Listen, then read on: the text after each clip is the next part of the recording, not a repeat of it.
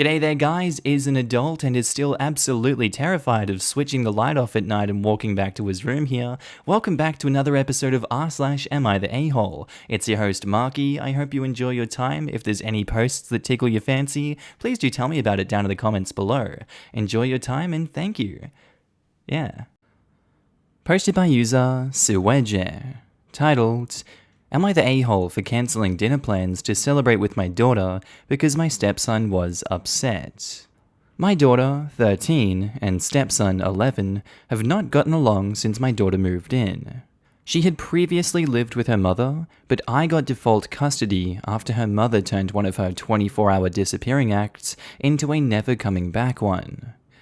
My daughter and her stepson go to the same middle school and were both running for student council VP. There was tension in the house, and my wife told my stepson that if he won, we would go out to celebrate.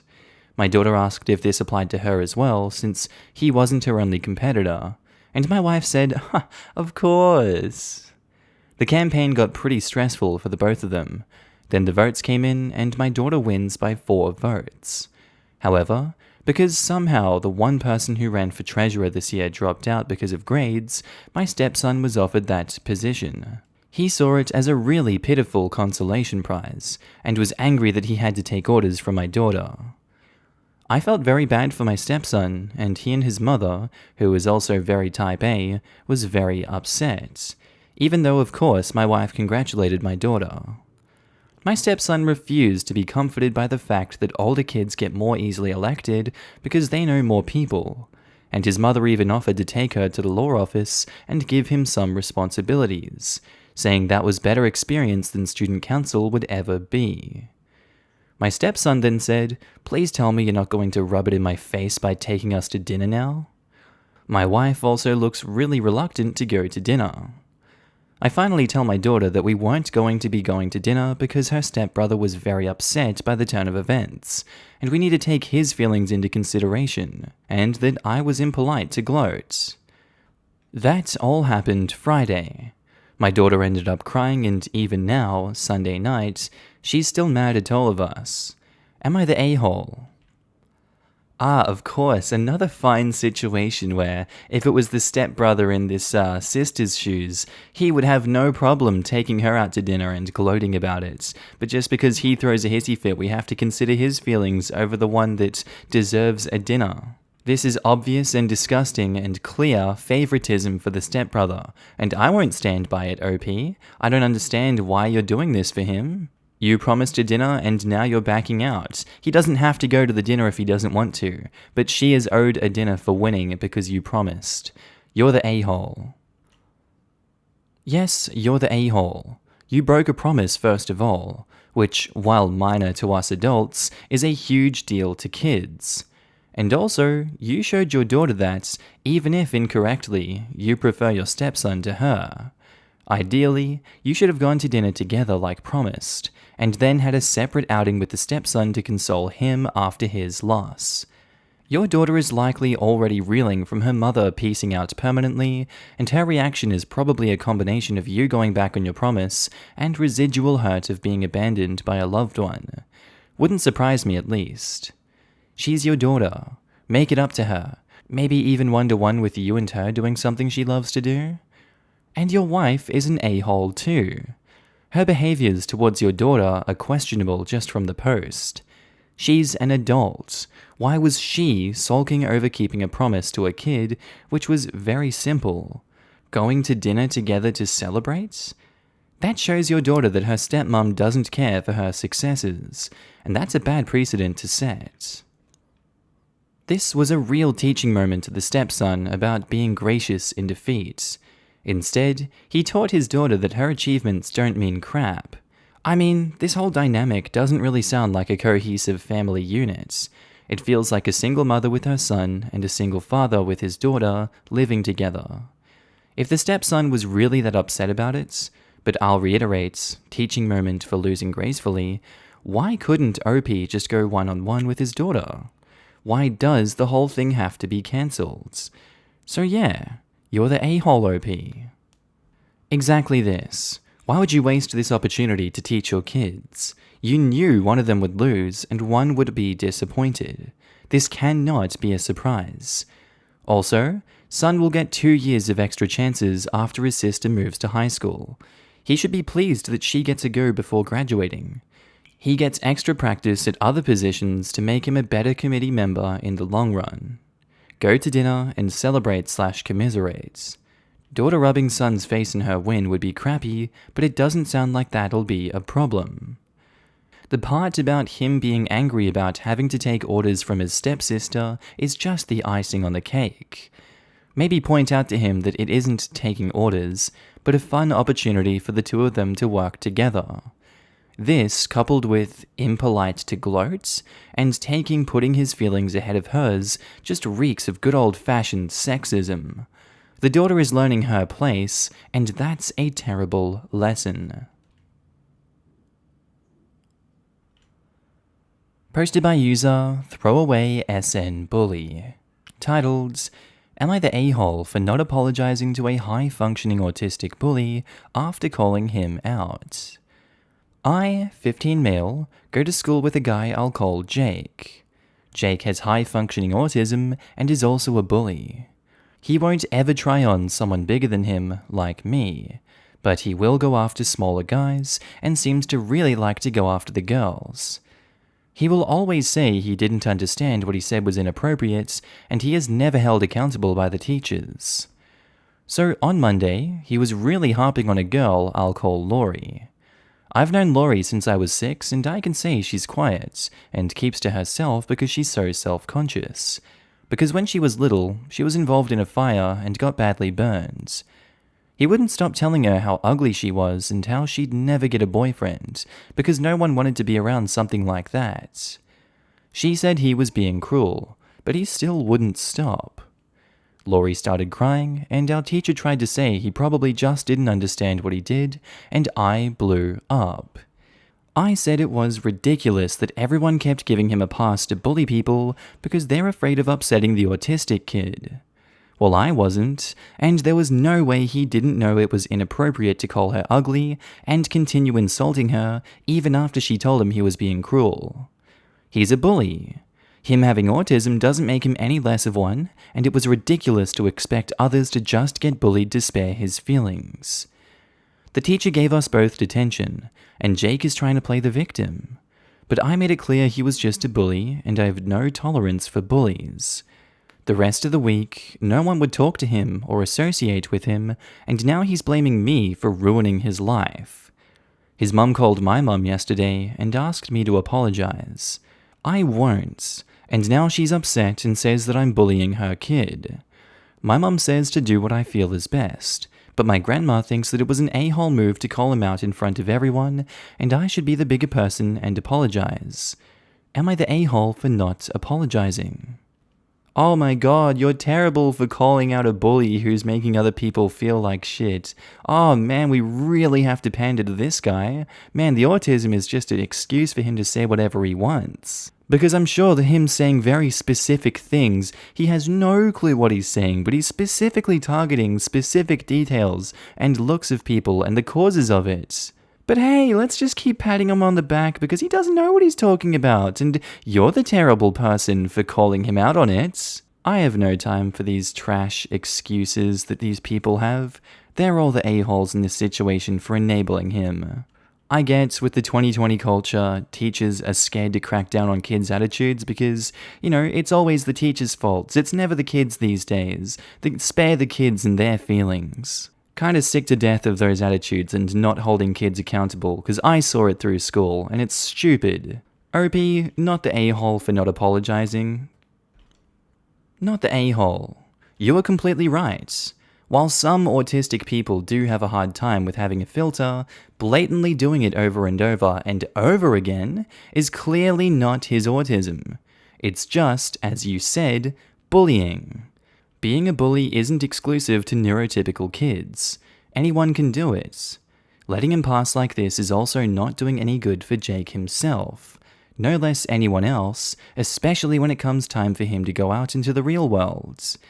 Anyhow, good on you for defending Laurie and not letting him get away with his crappy behavior, unlike everyone else. I bet she's beautiful, and she doesn't deserve any of that. Don't apologize to Jake's mum either, because he got what he deserved. Bam! You're a good guy. Not the a-hole. And I agree with you on everything you said. I'm an adult with Asperger's, and I've always had a knack for saying inappropriate stuff at the wrong time. But being cruel is a choice. Not being an a-hole is not fudging rocket science, and autistic people who use their condition as an excuse to be cruel are crap stains. Not the a-hole, seconded by another adult diagnosed with high-functioning autism. I'm terrible with social cues or facial expressions. Part of my diagnosis is mild prosopagnosia or face blindness. But you know what is blatantly obvious, even to me? Crying. If I said something that made someone cry, it would be very clear to me that I screwed up. Social cues are hard for us because of the lack of clear rules. However, when it comes to commenting on others' appearances, I was taught one as a young girl, the 10-second rule. If the person cannot fix it in under 10 seconds, do not comment on it. A bit of ketchup by their mouth? Button undone? Yep, you can say something, but politely and only to them. A change in weight? A scarf? Hair loss? Nope, leave that alone. Autism is not a free pass to be inconsiderate. It is hard, but if people are trying to work with our differences, we should be trying to meet them halfway. Not being an ass because you think you can get away with it. Posted by user Cascade Quedge, titled, Am I the a-hole for telling my daughter and ex-son-in-law that I don't want custody of their daughter either? My daughter and my ex-son-in-law had a 4-year-long divorce for a marriage that lasted barely a year. In that time, their daughter, 14, has acted out. My daughter found her lying on the couch blackout drunk for the first time when she was 11. My ex-son-in-law recently had a week with her in which she refused food for 4 days in a row. I haven't had a much better time with my granddaughter either. Once I drove her to a birthday party and she ended up pulling a 24-hour disappearing act until finally a friend admitted she was with them. And the worst part is that many of the daughter's problems weren't reported by either side because both my daughter and ex-son-in-law feared that the other parent would lose all custody and they would have to deal with her full time. Now my daughter and son-in-law are at their breaking points. They both are arguing that they don't want custody and that the daughter is the other's responsibility. They have both gone as far as to threaten to get themselves arrested so that they would lose custody. My daughter even said that she was contemplating purposefully driving drunk and getting pulled over with her daughter in the front seat so she would lose custody. They finally turned to me and begged that I take her in. My ex-son-in-law stood outside my house yesterday in the pouring rain for a full hour, begging me to take my granddaughter in until he finally went home. I finally emailed the both of them and said that I was 1 year away from turning 60 and had already planned my life in a way that doesn't involve a child. I ended it by saying that if they both wanted their child to be living anywhere besides their homes, then it would be in a foster care facility. Am I the a-hole? My daughter and her ex were teen parents, but honestly this is such a mess, and their daughter is such a mess, that I don't feel like it's fair to make me deal with the destruction they caused. From the way it's worded, you have the mental, financial, and emotional stability to be able to get this 14-year-old girl the help she needs. You obviously aren't obliged to do it, but if you have the ability to save someone's life like that, and you're only 60 years old, I feel like you'd be an a-hole for doing that. It really doesn't seem like you care about any of those 3 people, and obviously it's not your job to save this granddaughter.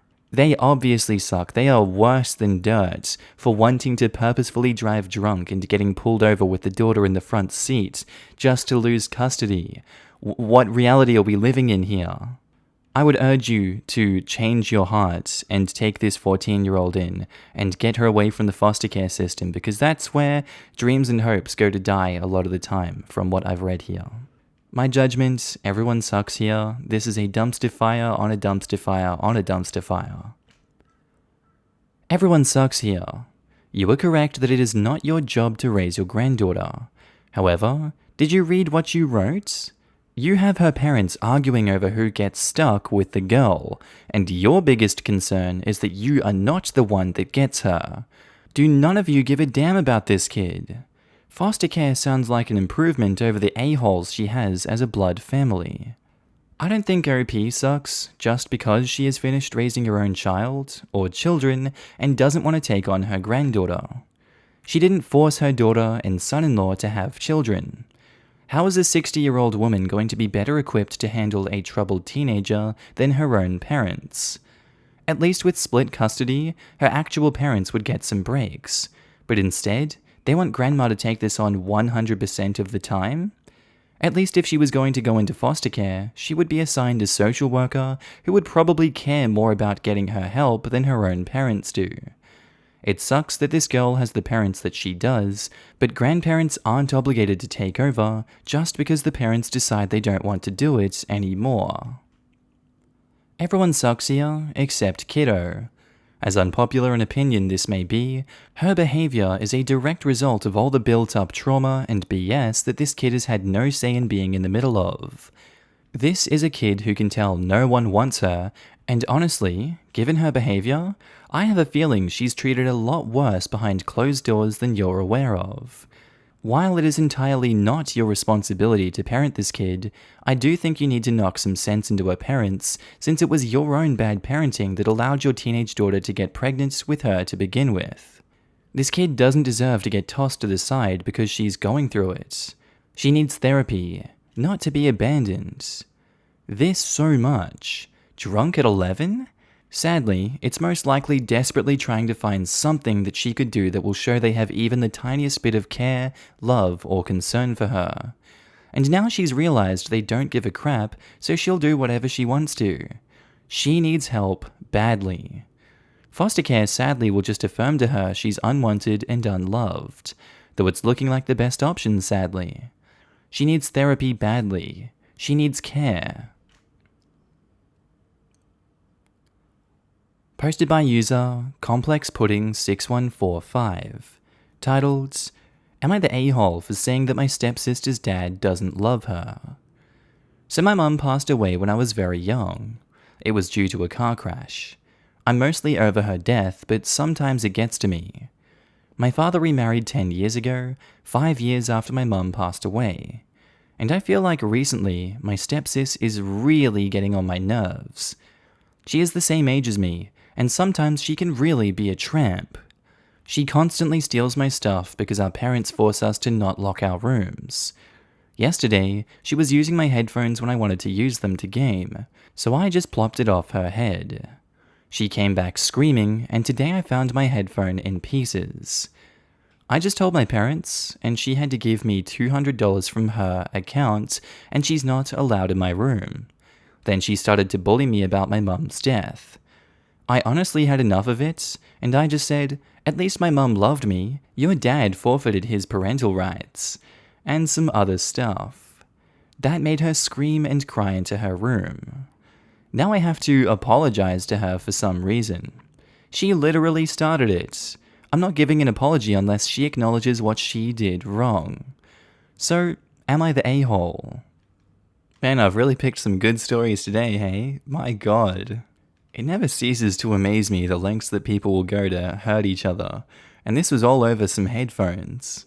But I guess people have done worse for much less, so I'm not surprised. I don't think it was right of you to call her out on her parents abandoning her and her father giving up his parental rights.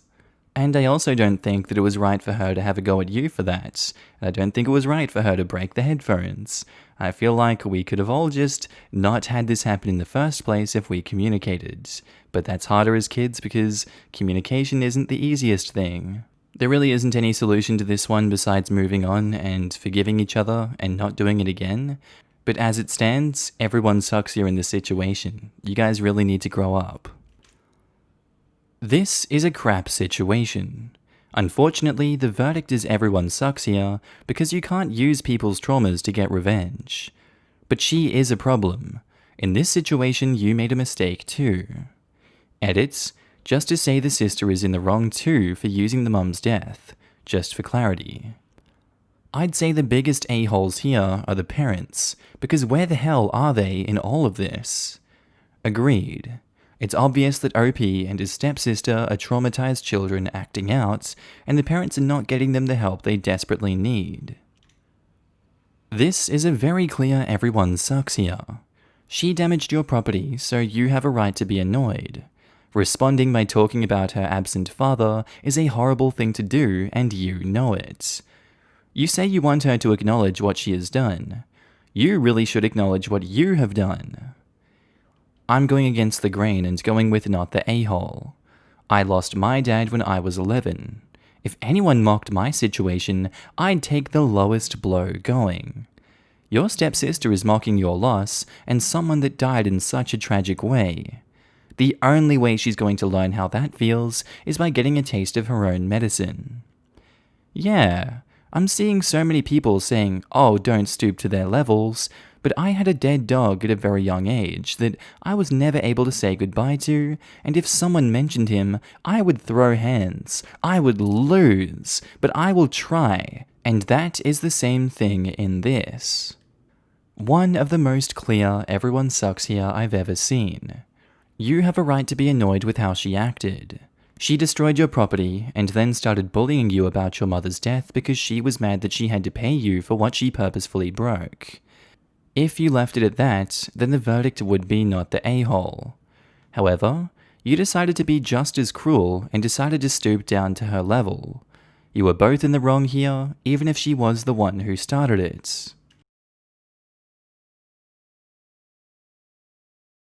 Alright, that's where I think I'm going to end today's episode, guys. As always, I really do hope you learned something or just really enjoyed the posts that were put up today. Quick shout out to all my new and existing Patreon and channel members. You should be able to see your name on screen right now, and if you don't, then I don't think you're part of the club, and you really should join the club because it's a great club. And I want to thank every single one of you guys for supporting me in this journey. It really means so much to me, and I love you all so much for it. Thank you for helping me out. As you can tell, I'm now happy and healthy back in Australia. Thank God it's not cold like Ireland. I don't like wearing jumpers everywhere. I prefer the heat. Thank you very much. I know that's an unpopular opinion. Anyway, guys, I really do hope you enjoyed today's episode. I'll see you in the next one. Have a good day, night, sleep, whatever you're up to, and I'll see you later. Bye.